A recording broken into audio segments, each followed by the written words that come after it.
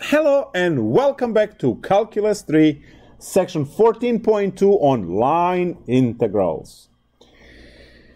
So, have you ever looked at the curtain on the window, right, the heavy curtain, and wondered, is there a way to find the area of that without? In our 3D realm, x, y, z, we are going to have some curve C, which lives in the, so curve C in xy plane.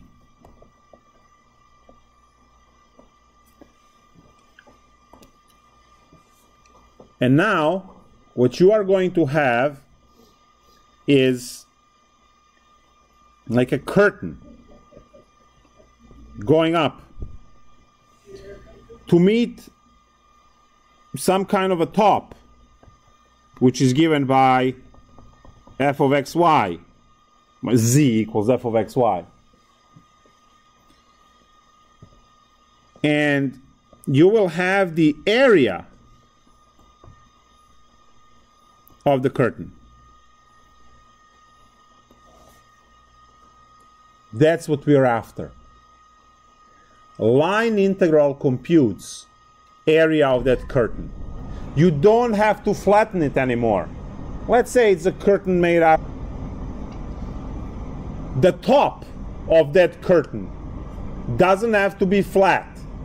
See, in the way I presented the picture over here, the bottom is flat, it's just wavy, but it's sitting. We don't have to have the bottom flat either.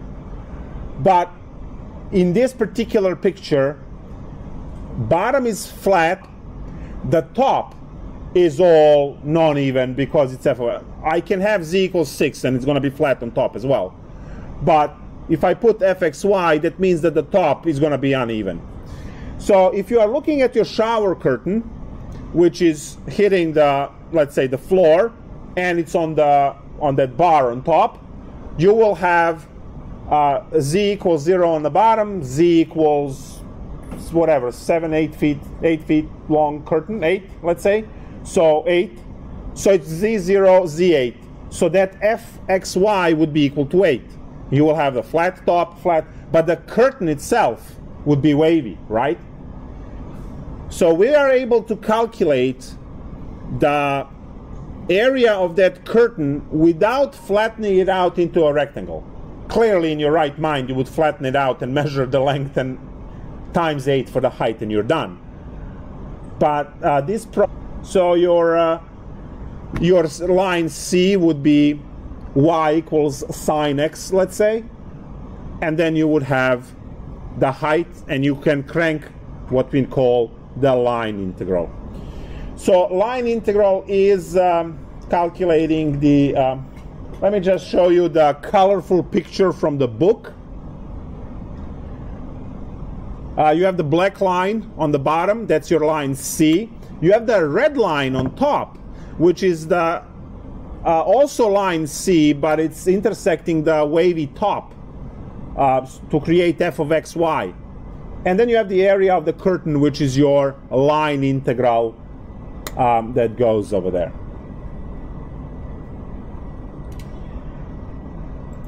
So now, what is this line integral? Well, first off, it has a really cute notation, right?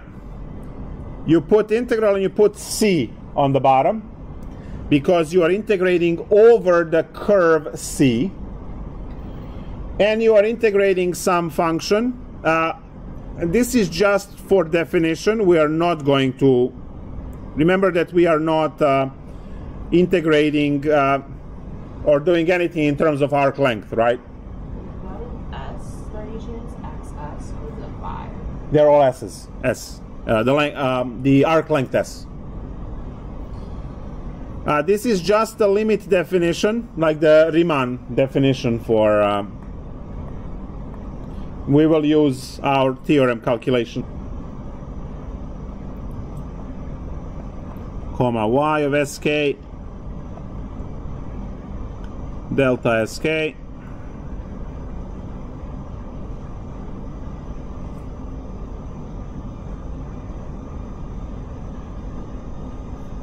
there we go.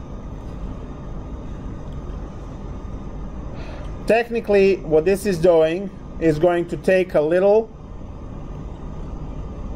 delta sk. K is just for location, right? K can be 1, 2, 3, 4, 5, depending on which interval. And then we will calculate the f, which is the height, and that would calculate this representative rectangle on the top. Now that's all done in terms of the arc length. And then you add infinitely many of them, and you have the exact area. Now, obviously doing the limit and a sum, that's very, very inefficient and painful, so we have the theorem that takes care of that very quickly. So this is the one that you are learning.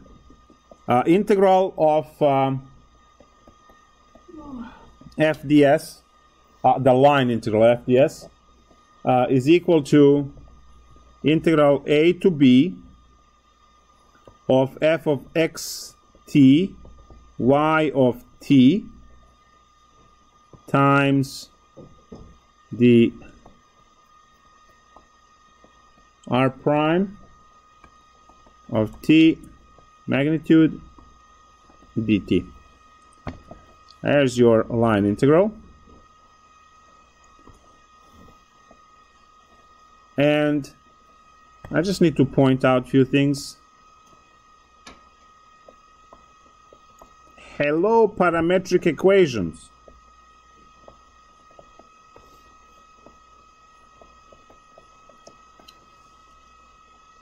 And hello, R prime. You're back in our lives, right? After chapters 11 and 12, we took some rest in chapter 13, and now it's back. So we are actually taking now chapters 11, 12, and 13 and just mushing everything into the same lesson, right? Along with chapter 10 for parametric equation. Your job is to be able to parametricize line C in terms of whatever parametrization is available to you, either in terms of x and y, in terms of t, or maybe if you have some trig and stuff like that, in terms of theta. So, to solve the line integral, you have to be careful with your parametrization, right? What is the curve C? C is a straight line or something like that, then xy works just fine. So that's your parametrization. 10.1, that's something that you should write next to the hello parametric equations, right? 10.1, if you have issues with parametrization. Let's take a look at the... now, they actually give you, because they are very nice, in the textbook, they give you the procedure to solve this. Number one, find parametrization or parametric description of your curve C. This is what I just said. If it's a circle, polar. If it's not a circle or some, or a flower or annulus or something like that, then you use xy. Compute r prime of t, and then just plug everything in and compute the integral. Generally, you know, should be able to take care of these problems 10 minutes per. It's not a big deal. A lot of plugging in. It's all basic mathematics, but it's a lot of plugging in and tracking what's what. So let's solve a problem from homework. The ones that are done in the book, obviously, you can read. This lecture in the book is literally 15 pages. Yeah, so good luck.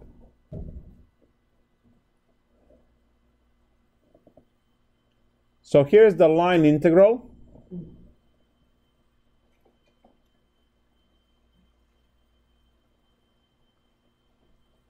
Problem number 16.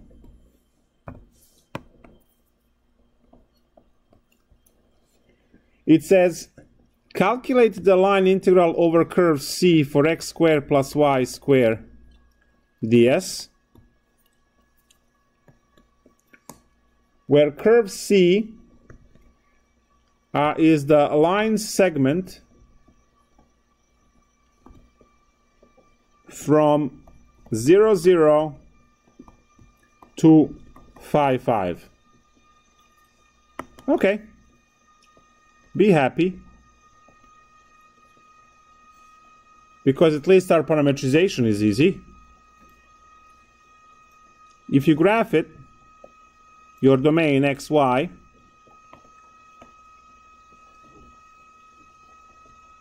your line starts at 0, 0 and ends at 5, 5. What is the equation for this line? Y equals x. Very good. Equation is y equals x. They never gave you equation. They said it's a linear line segment, from 0, 0 to 5, 5. Now you look at it and you say, oh, well, it's y equals x. And now parametrization. X equals t, and because x equals to y, then y equals to t. And t is in between which numbers? 0 and 5. To get, guys, this part over here, insanely important. You can't skip it. Why? Your a and b limits of integration are there. Yeah, a and b. So, look at this. You see this a and b here? Those are those a and b. For a full circle in polar coordinates, 0 to 2 pi. For half a circle, 0 to pi, or pi to 2 pi, or pi over 2 to 3 pi over 2. Depends on what you have, right? So your parametrization must include this every time, because those are your a and b for the integral. You can't do anything other than that. Great. So now, plug in.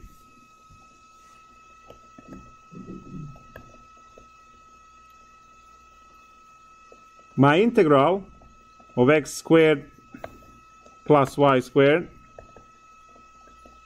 ds is going to be the integral from 0 to 5 t squared plus t squared. And now I need to calculate the r, which is the square root of t squared plus t squared, and then dt at the end. This thing, oh, hold on. This thing it should be r prime. You know what? I'm skipping way too much, and then it's just gonna be confusing. Going back, reset. Our job is to compute that line integral. We have 0, 0 to 5, 5. We do parametrization to get our equation for x and for y. If you remember your chapter 11, your vector r is the set of parametric equations. So whatever you get from your parametrization, looking at the curve C, which is given to you as words or equation, you will create parametric equations. Don't forget to get the range for t as well. And then you will put that together into r. R is the vector valued function which collects your parametric equations. From there you can get your r prime easily, which in this case is 1, 1. And you can get your magnitude of r prime, in this case 1 squared plus 1 squared for the square root of 2.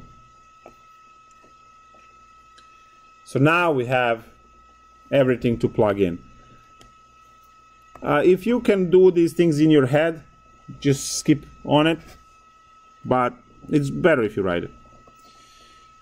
So here's what we have. I keep coming comma over there.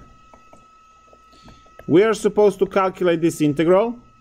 So that's going to be a to b, which is 0 to 5. And now my function. function needs to be in terms of parametric equations because everything will be dt at the end. So parametric equation for x is t, so it's going to be t squared. Parametric equation for y is also t, so plus another t squared, times the square root of 2, which we just computed. That's in the formula, dt. We go back to the formula. There's your square root of 2 piece. So you have to put that in. And you see that the function needs to be given in terms of parametric equations, x of t and y of t. So we just plug everything in. And from here should be walk in a park. 2 root 2 kicked in front of the integral. And all I have to integrate is t squared dt. Right? Because t squared plus t squared is 2t squared. And then 2 root 2 kick out. So this is now 2 root 2 t cubed over 3 from 0 to 5. That's 125, 250 root 2 over 3.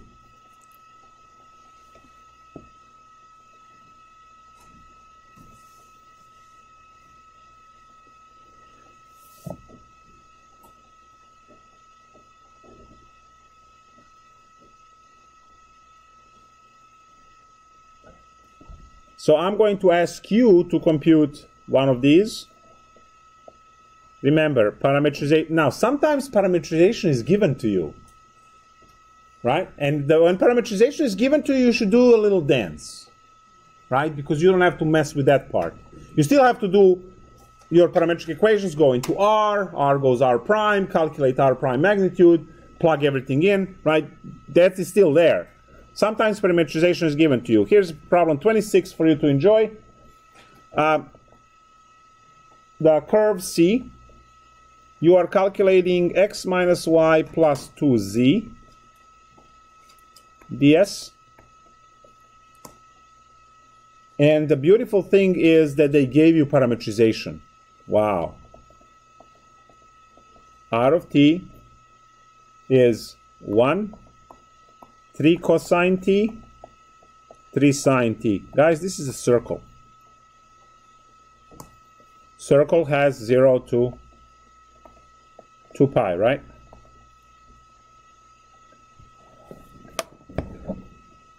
Calculate R prime. Since parameterization is given to you, so calculate R prime first. Calculate the magnitude of R prime. Then plug. Guys, do you see that this is your x and this is your equation for y and equation for z? So they go here, right? Times the R prime dt. And you have your limits. I'll be right back.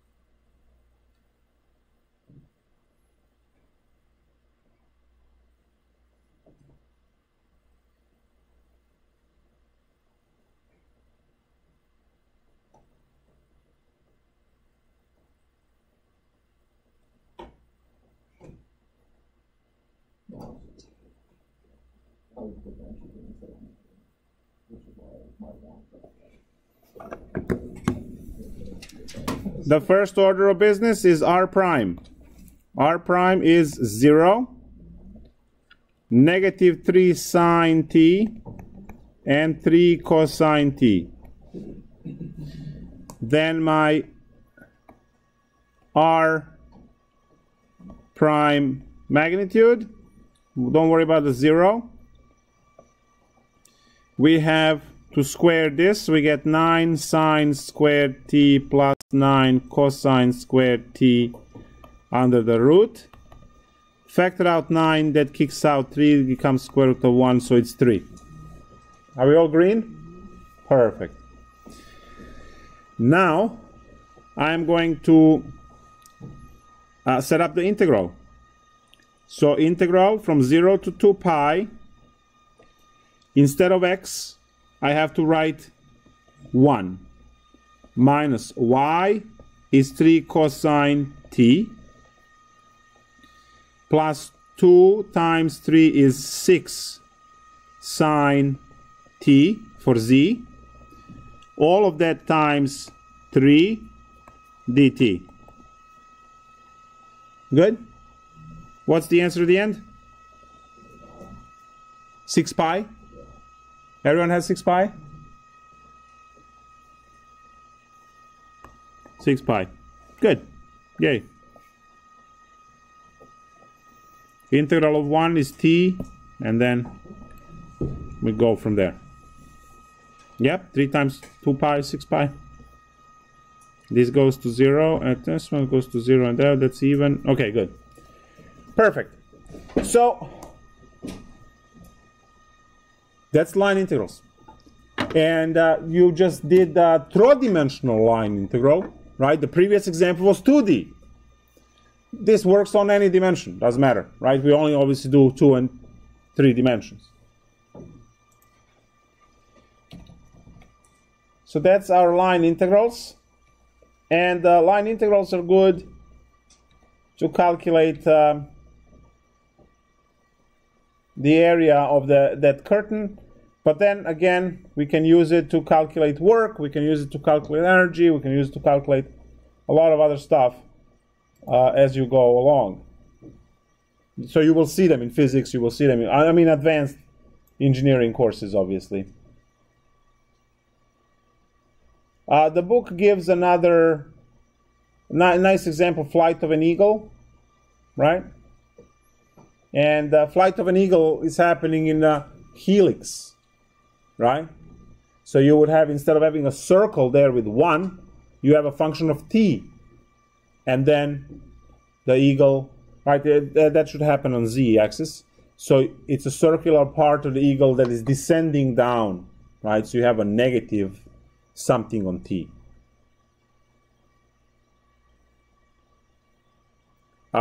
It's worked out in a book, you can read it. The answer is 13,000 feet. That's the answer.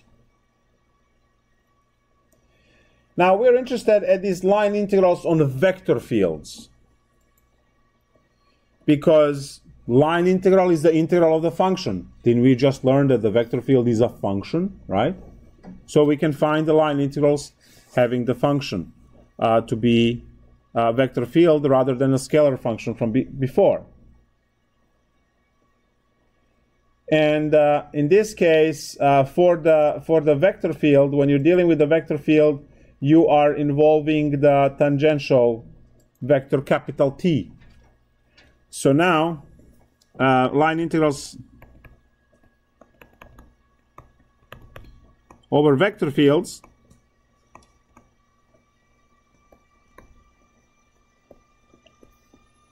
we are looking for the line integral C, the vector field F dotted with the T. Right, that's this is the unit tangent vector. And you can put the hat, you can put the arrow, whatever.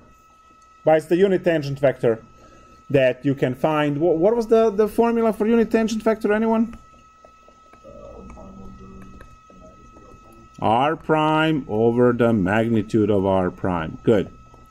Hello, chapter 11, right? Good thing this is now happening, right? A review for the final exam. So great to see these formulas back.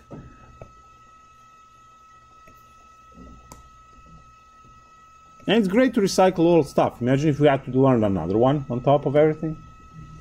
So this is good.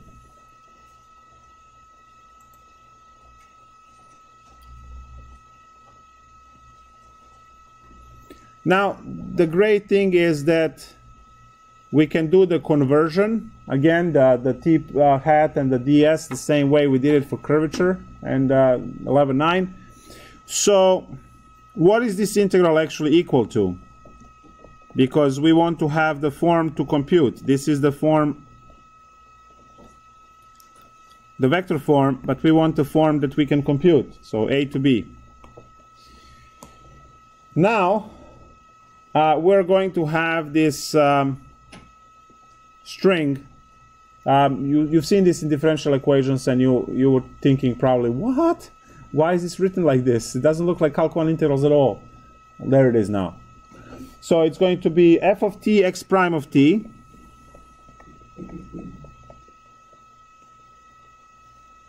plus g of t y prime of t plus h of t z prime of t, all of that dt. Also known as, and this is the notation, f dx plus g dy plus h dz.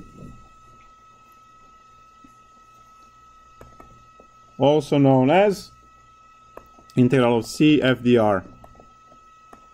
That's the vector notation. Now, clearly, the one on top is the one that we are going to use to compute everything.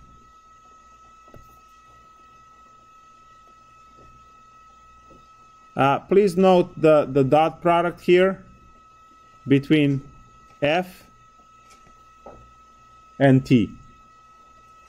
Plus, again, vector f, t.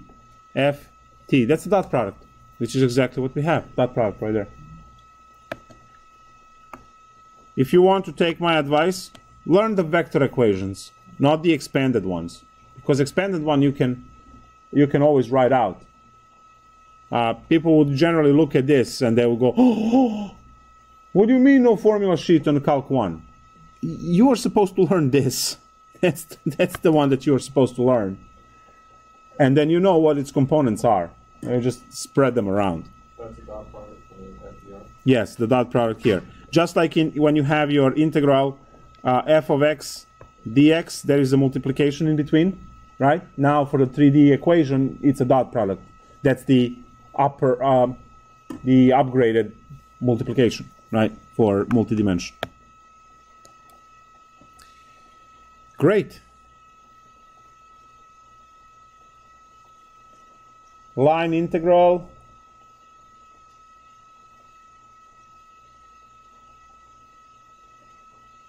So find f dot d ds, right? That's the, or you can put f dr, whatever. For f that is given as y minus x comma x.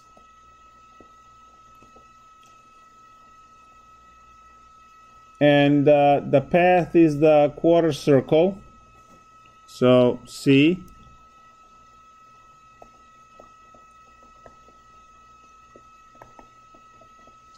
Quarter circle from 1, 0, 2, 0, 1.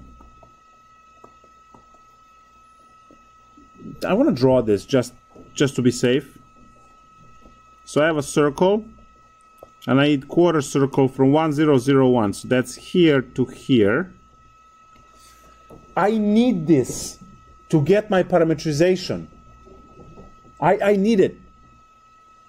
I see that when I draw this, I see that the radius is 1, right?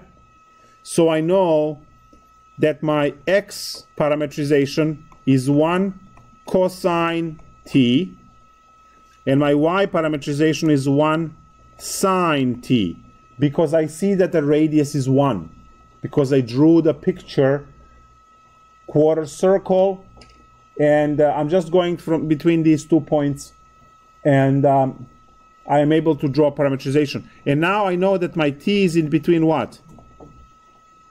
0 and pi over 2. See, a lot of information packed into this one sentence that are giving you 2 points only.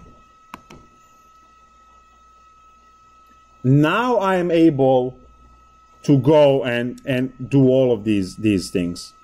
Now, since this is a 2D case, we are not using the third coordinate here, right? That's all going to be 0, so we don't worry about that one. So we only have f of t, x prime of t.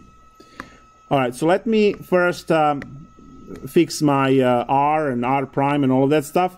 So my r of t is simply cosine t sine t. So guys, this is your x and this is your y.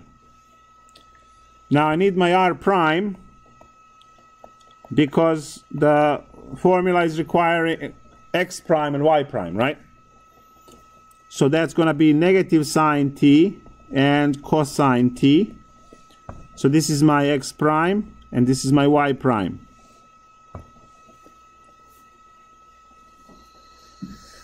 So x is, let me go up here, label this as f and g. And now you just go and chase all of these around. This is what, you just have to be really focused not to plug something wrong. Just be careful. Integral 0 to 2 pi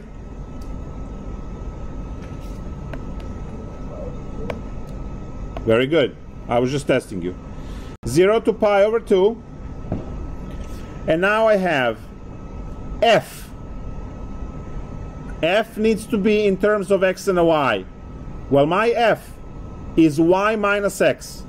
So, sine t minus cosine t times x prime. That's negative sine t. So this is my f converted with x and a y, which are parametric equations. And this is my x prime. Plus g. G is just x, so that's cosine t. Times y prime, which is another cosine t. So now this is my g, and this is my y prime. All of this in parentheses, dt.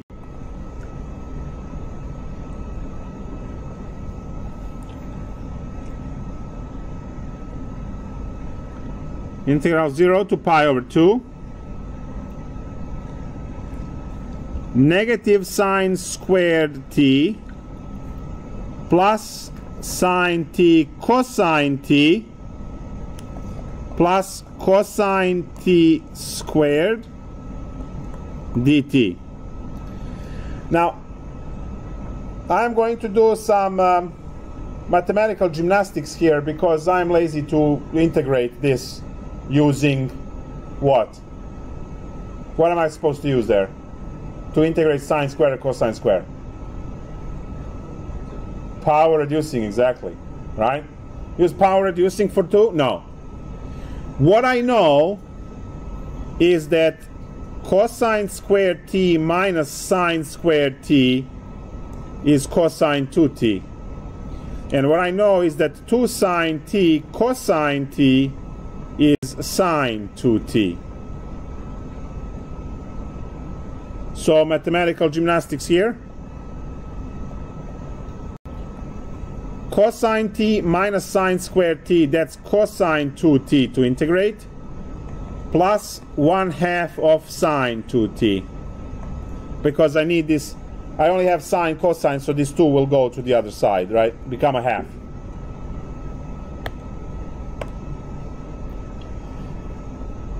And now I don't have to mess with those formulas. I don't have to mess with fractions, right?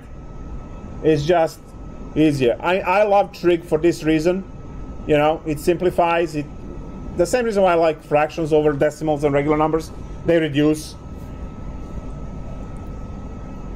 Integral of cosine 2t is sine 2t divided by 2 minus 1/4 cosine 2t computed from 0 to pi over 2. So this is sine of pi. 2 times pi over 2 is pi. So sine of pi over 2 minus 1/4 cosine pi minus sine of 0 over 2 plus 1/4 of cosine 0. Sine of pi is 0. That term dies. And sine of 0 is 0. That term dies. The rest survives. Cosine of pi is -1, so I have -1/4 times -1 plus 1/4 times 1. 1/4 plus 1/4 is 1/2.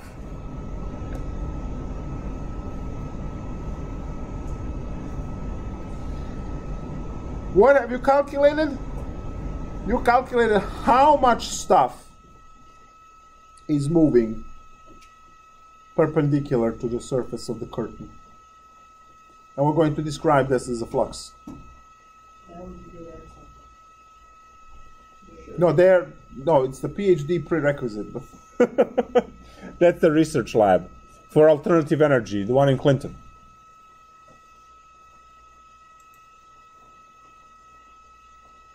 And that information is 10 years old. Right. By now, they're probably asking you to compute much more than that.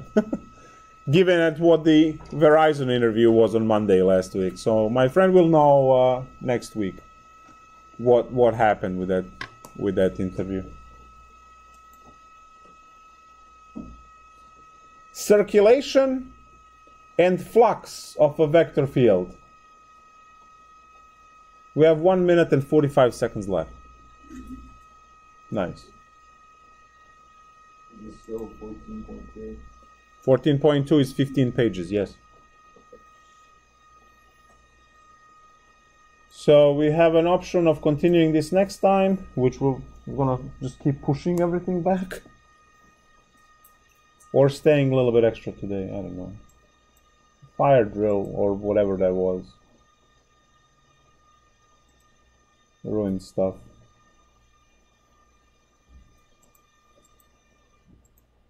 So, circulation and flux. Circulation in the vector field is calculating how much circulation, how much rotation is there, circulation on the edge of the bounds. So, rotational field should have maximum circulation, and the radial field should have none, because the radial field is the sun, right? It radiates energy out, it doesn't spin, right? Tornado has rotational, right? So it has circulation, but there is no radial in that case. Tornado is not a source. Sun is the source. So we can calculate circulation and see if the stuff rotates. Now the flux is going to look at emission, right? So the flux of that fan over there would be all of the air that is pushed perpendicular to the blades. The flux is how much stuff goes through the perpendicular surface. That's what the flux is. So you're talking about flux for magnetic and electric field and all this. They all have flux, right? Because you have a surface and then you have vectors perpendicular to that surface poking out, right? And Flux is calculating how much stuff do you have, which is clearly related to the strength of these fields, which is the crucial point of this. So we'll take a look at those two calculations next time. And then we have 14.3 next time, which will teach us how to take a vector field and change that vector field into a potential function. Because what I said is when you have a potential function, you can build stuff. So that's next class on Wednesday. See you then. Bye.